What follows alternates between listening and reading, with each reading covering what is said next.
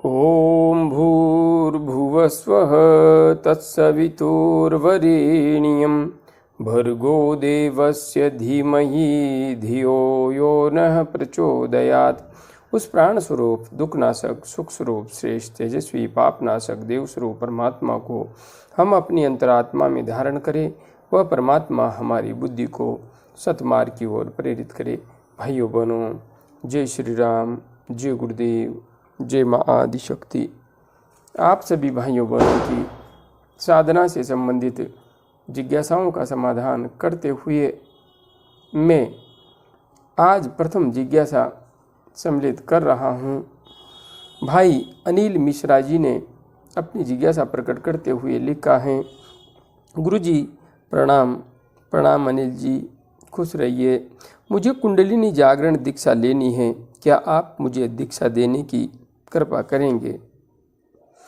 अनिल जी, यह प्रश्न मेरे समक्ष बार बार आकर के खड़ा हो जाता है और इस प्रश्न का जवाब देते हुए कई बार मैं उलझनग्रस्त भी हो जाता हूँ। जहाँ तक बात है दीक्षा की, तो आज मैं इस विषय को स्पष्ट कर रहा हूँ। वैसे कई बार मैंने इस विषय को स्पष्ट किया है, किंतु आज फिर स्पष्ट कर रहा हूँ। मैं जो कुछ भी जिस स्वरूप में भी आप सबके समक्ष उपस्थित हूँ, उस स्वरूप में पहुँचने से पूर्व बहुत लंबी प्रक्रिया को तय करके यहाँ तक पहुँचा हूँ।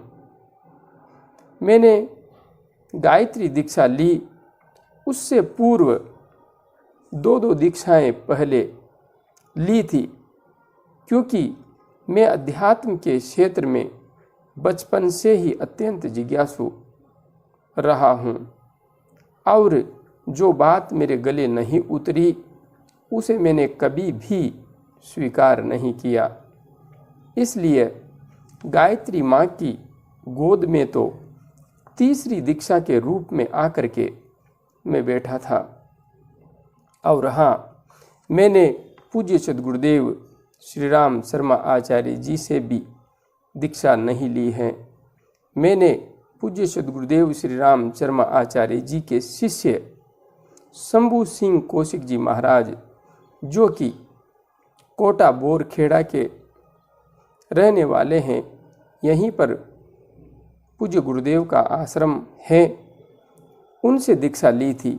और दीक्षा भी गुरुदेव के समक्ष उपस्थित हो करके नहीं ली थी। पूज्य गुरुदेव के प्रतिनिधि नवरात्रा के समय कार्यक्रम में आए हुए थे और मेरे लिए अत्यंत आदरणीय बाबूजी भवानी शंकर जी, जिनकी जिद की वजह से, क्योंकि मैं कहीं न कहीं इस विषय को गंभीरता से कभी भी नहीं लेता था कि एक बार यदि दीक्षा ले ली तो दूसरी बार दीक्षा नहीं ली जा सकती। मैंने हमेशा यही महसूस किया कि यदि हमें कहीं से सही ज्ञान मिल ही नहीं रहा है तो गुरु को बदलने में समस्या क्या है। किसी एक खूंटे से बंध जाना यह कौन सा विज्ञान है। इसलिए पूज्य गुरुदेव के श्री चरणों में तो मैं नहीं पहुंचा था, किंतु उनके प्रतिनिधि नवरात्रा के कार्यक्रम में आए हुए थे और गुरुदेव शंभू सिंह कौशिक जी के नाम से दीक्षा दे रहे थे। तो मैं भी बाबूजी भवानी शंकर जी के आग्रह की वजह से वहाँ पर बैठ गया कि चलो 2 दीक्षा तो पहले ले ही ली है, एक दीक्षा ये ही सही। इसलिए जब गायत्री माँ की गोद में बैठा तो प्रथम दिन ही मुझे एहसास हो गया कि यह मंत्र अद्भुत है, दिव्य है, अतुलनीय है। इसके समक्ष अन्य कोई मंत्र कहीं से कहीं तक टिकते ही नहीं है। मैंने गुरुदेव से समक्ष उपस्थित होकर के दीक्षा नहीं ली थी, इसलिए मैं मेरे जीवन में मंत्र जप करते हुए जो कुछ भी घटित हुआ उसे गुरु कृपा भी नहीं समझ पाया। मैं सिर्फ यही समझता रहा कि यह मंत्र अद्भुत है, दिव्य है।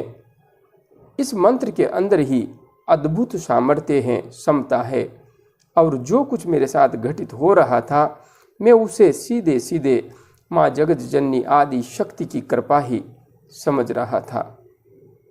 और लगभग 1-1.5 वर्ष बाद में जा कर के जब मैंने कोई त्रुटि की और मुझे समस्या आई, तब मैं गुरुदेव से जा कर के मिला, किंतु तब तक मैं पूर्णतया इस विषय में आश्वस्त हो चुका था कि इस संसार में गायत्री महामंत्र की साधना से बढ़ कर के अन्य कोई भी साधना नहीं है। हाँ, जहाँ तक बात है दीक्षा की, तो दीक्षा की परंपरा एक नियम के अनुसार चलती है। पूज्य गुरुदेव को दीक्षा देने का अधिकार पूज्य सद्गुरुदेव श्री राम शर्मा आचार्य जी ने स्वयं दिया था और उन्हें कौशिक की उपाधि भी दी थी, किंतु मेरे पास अभी तक ऐसी कोई भी इजाज़त कहीं से नहीं है। मैं आज यदि किसी को दीक्षा दे भी देता हूँ तो मेरी स्वयं की आत्मा इस बात को स्वीकार नहीं करती है। हाँ, यह निश्चित है कि मैं दे सकता हूँ, इसमें भी मुझे कोई संशय नहीं है, किंतु मेरी आत्मा इसके लिए सहमत नहीं है, बिल्कुल भी सहमत नहीं है। हाँ, इसीलिए मैं आप सबसे बार बार निवेदन करता हूँ कि आप सीधे किसी भी नज़दीकी गायत्री शक्ति पीठ पर चले जाइए और वहाँ जा कर के पूज्य सद्गुरुदेव श्री राम शर्मा आचार्य जी को, जो मेरे लिए वास्तविक रूप में दादा गुरु हैं, क्योंकि मेरे गुरुदेव के गुरुदेव हैं और उनकी शक्ति एवं सामर्थ्य अद्भुत है। वे आज भी हम सबके बीच में सूक्ष्म शरीर से उपस्थित हैं। इसलिए पूज्य सद्गुरुदेव से जुड़िए, उन्हें गुरु रूप में स्वीकार कीजिए। जहाँ तक बात है मार्गदर्शन की, मैं कहीं से कहीं तक भी किसी को न तो अटकने दूंगा न भटकने दूंगा। आप जितना ऊंचा जाना चाहते हैं, जितना भी ऊंचा, वहां तक मैं निर्बाध रूप से, बिना किसी समस्या के, बिना किसी परेशानी के आप सबको निश्चित रूप से पहुंचाऊंगा। यह मेरा आप सबसे वादा है। किंतु हाँ, दीक्षा देने के संबंध में मेरी आत्मा गवाही नहीं देती है। अब जब मेरी आत्मा ही स्वीकार नहीं करती है, जो कि स्वयं माँ आदि शक्ति है, माँ गायत्री है, मेरी आत्म चेतना ही तो माँ आदि शक्ति है, माँ गायत्री है, वही इस बात को स्वीकार नहीं कर रही है कि मैं दीक्षा दूं, तो फिर मैं दीक्षा दे भी कैसे सकता हूँ। हाँ, जिस दिन वह मेरे अंदर से यह प्रेरणा देगी, उस दिन मैं आप सबको अवश्य दीक्षा देने की प्रक्रिया संपन्न करूँगा। हाँ, पहले कुछ साधक भाई बहन बार बार इस संबंध में आग्रह कर रहे थे, तो मैंने दीक्षा के संबंध में YouTube पर वीडियो बना रखा है। किंतु आपको मेरा सुझाव यही है, उस वीडियो के अनुसार भी आप दीक्षा की प्रक्रिया पूर्ण नहीं करें तो ठीक रहेगा। आप सीधे किसी नज़दीकी गायत्री शक्ति पीठ पर जाइए, वहाँ से दीक्षा लीजिए। मैं आपको आश्वस्त कर रहा हूँ, आपको बड़ी ही सहजता से मैं संपूर्ण विज्ञान से रूबरू करवा दूंगा। आप जहाँ हैं वहीं पर आपके साथ सब कुछ विज्ञान घटित होगा। और हाँ, आश्रम का निर्माण कार्य चल रहा है। माँ ने चाहा, पूज्य सद्गुरुदेव का आशीर्वाद रहा तो निर्माण कार्य शीघ्र ही संपन्न हो जाएगा। ऐसी स्थिति में आप सब मेरे पास आकर भी मार्गदर्शन ले सकते हैं, फिर सब कुछ बहुत सहज हो जाएगा। इसलिए दीक्षा के लिए तो मैं क्षमा प्रार्थी हूँ। हाँ, आप आगे बढ़ सकते हैं। अभी इसी वक्त से मैंने वीडियोज बना रखे हैं, उनका अनुसरण कीजिए। मानसिक रूप से यदि आप मुझे गुरु मानते हैं तो कोई समस्या नहीं है, फिर भी आप आगे बढ़ेंगे, इसमें मुझे कोई भी संशय नहीं है। हाँ, निश्चित रूप से आगे बढ़ेंगे। इसलिए आप वीडियोस देखिए, सुषुम्ना नाड़ी में प्राण का प्रवाह कैसे करें, आज्ञा चक्र का जागरण कैसे करें, ध्यान कैसे करें, कुंडलिनी शक्ति का जागरण कैसे करें, सब कुछ आपको समझ में आ जाएगा। आगे भाई विकास वर्मा जी ने अपनी जिज्ञासा प्रकट करते हुए लिखा है, जय माँ आदिशक्ति, गुरुजी आपका काम कैसा चल रहा है योग आश्रम का। भाई विकास वर्मा जी, काम तो बिल्कुल अच्छा चल रहा है। हाँ, अभी तक तो, क्योंकि अभी तक आश्रम निर्माण के लिए जितना पैसा चाहिए उतना अभी तो है। आगे कितना अच्छा चलेगा यह निश्चित रूप से नहीं कहा जा सकता, क्योंकि मेरे स्वयं के पास 2 लाख रुपए थे, जिनमें से अधिकांशतया लगभग खर्च हो चुके हैं। और उसके बाद में अब तरसेम लाल जी नियमित रूप से राशि भेज रहे हैं, तो कार्य आगे बढ़ रहा है। आप सब ने भी अब तक जो सहयोग दिया है वह भी लगभग 90,000 के लगभग हो रहा है, तो वह पैसा भी चल रहा है। पिछले महीने गुजरात अहमदाबाद से श्री उमेश पटेल जी ने 21,000 रुपये का सहयोग माँ के आश्रम के लिए भेजा है। माँ की कृपा आपको हमेशा प्राप्त होती रहे। और स्कॉटलैंड से भाई हरि भट्ट जी, जिन्होंने 3 महीने से लगातार वे राशि भेज रहे हैं, इन 2 महीनों में 5,111 रुपये और 5,111 रुपये दोनों महीनों में उन्होंने भेजे हैं।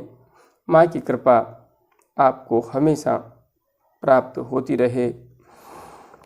बाकी बहन मधु शर्मा जी जयपुर से, जो कि 6-7 महीने से प्रति माह 1100 रुपये का अनुदान भेज रही हैं, और विपरीत परिस्थितियों के बावजूद बहन रजनी पांडे जी, जो कि अब रजनी हिंदू हैं, दिल्ली से 551 रुपये का मासिक दान माँ के चरणों में समर्पित कर रही हैं। 6 महीने करीब हो गए हैं और आप भाइयों बहनों में से 1100 रुपये की कुछ राशियां प्राप्त हुई हैं, जिनके संबंध में नाम मुझे पता नहीं हो पाया है। हाँ, पुरोहित जी, जिनका कि नाम मेरे को ध्यान नहीं रहा, उन्होंने भी 1100 रुपये की राशि भेजी थी। नाम मुझे ध्यान नहीं रहा, इसके लिए क्षमा प्रार्थी। इस प्रकार से धीरे धीरे अपने आश्रम का कार्य चल रहा है। जितना हो सकेगा करवाएंगे, बाकी धीरे धीरे चलता रहेगा। आगे विशेष रूप से मैं आप सबका हार्दिक धन्यवाद व्यक्त करना चाहता हूँ। मैंने जो अपील की थी, जो निवेदन किया था कि आप अपने नाम के पीछे अपनी जातियों को, गोत्रों को हटा करके अपने धर्म को स्थान दीजिए। इसी प्रक्रिया में हमारे भाई बहन हैं जिन्होंने अपने नाम के पीछे से गोत्र को एवं जाति को हटाया है और अपने धर्म को स्थान दिया है। निश्चित रूप से मुझे लग रहा है कि मेरा भारतवर्ष बदलेगा, माँ भारती का गौरव फिर से पुनर्जीवित हो सकेगा। भाई हरि भट्ट जी, जो कि स्कॉटलैंड में निवास करते हैं, अब हरि हिंदू हो गए हैं। बहन रजनी पांडे जी, जो दिल्ली से हैं, अब रजनी हिंदू के रूप में जानी जाएंगी। बहन लावण्या दुबे जी अब लावण्या हिंदू बन गई हैं। बहन शशि तिवारी जी अब शशि हिंदू के रूप में शोभायमान होंगी। पंडित रजनीश अवस्थी जी अब रजनीश हिंदू के नाम से जाने जाएंगे। श्रीमान राम पुकार जी अब राम पुकार हिंदू के नाम से विख्यात होंगे। बहन नीतू राणा जी अब नीतू आर्या नाम से शोभायमान होंगी। भाई राज जी अब राज हिंदू के नाम से जाने जाएंगे। भाई जय कुमार जी अब जय हिंदू के नाम से विख्यात होंगे। भाई राजू जाट जी, जिनसे कि पिछले ही वीडियो में मैंने निवेदन किया था, आग्रह किया था कि आप अपनी जाति को मुझे दे दीजिए, और उन्होंने अपनी जाति मुझे समर्पित कर दी है। बहुत बहुत धन्यवाद। राजू जाट जी अब राजू हिंदू हो गए हैं। आप सब ने मेरे निवेदन को स्वीकार किया, इसके लिए बहुत बहुत धन्यवाद एवं आभार। हाँ, अब हम सबको मिल करके माँ भारती के गौरव के लिए, सत्य सनातन धर्म के पूर्ण विज्ञान को जन जन तक विस्तृत करने के लिए यह संकल्प लेना है कि हम इस अभियान को हमेशा आगे लेकर जाने का प्रयास करते रहेंगे। पहले स्वयं माँ आदि शक्ति जगत जननी के विज्ञान को अपने अंतस्थ में धारण करेंगे, जागृत करेंगे। इस विज्ञान से स्वयं रूबरू होंगे, और जब हम स्वयं सत्य को जान लेंगे, सत्य को समझ लेंगे, सत्य का आत्मबोध प्राप्त कर लेंगे, ऐसी स्थिति में हमारे अंदर एक पूर्ण श्रद्धा जागृत होगी, पूर्ण विश्वास जागृत होगा, और ये ऐसा ही विश्वास सत्य को पुनर्जीवित करने के लिए आवश्यक है। इसलिए सत्य को अपने अंतस्थ में धारण कीजिए। साधना मार्ग पर आगे बढ़ करके फिर देखते देखते सब कुछ बदल जाएगा, सब कुछ। अभी के लिए इतना ही। हाँ, आप सब ने मेरे आग्रह को, मेरे निवेदन को स्वीकार किया है। बहुत बहुत धन्यवाद, बहुत बहुत आभार। हाँ, हम सब मिलकर ही माँ भारती का भविष्य फिर से निर्धारित करेंगे और संशय को अपने मन में कभी भी स्थान मत दीजिए। कहते हैं अकेला चना भाड़ नहीं फोड़ सकता।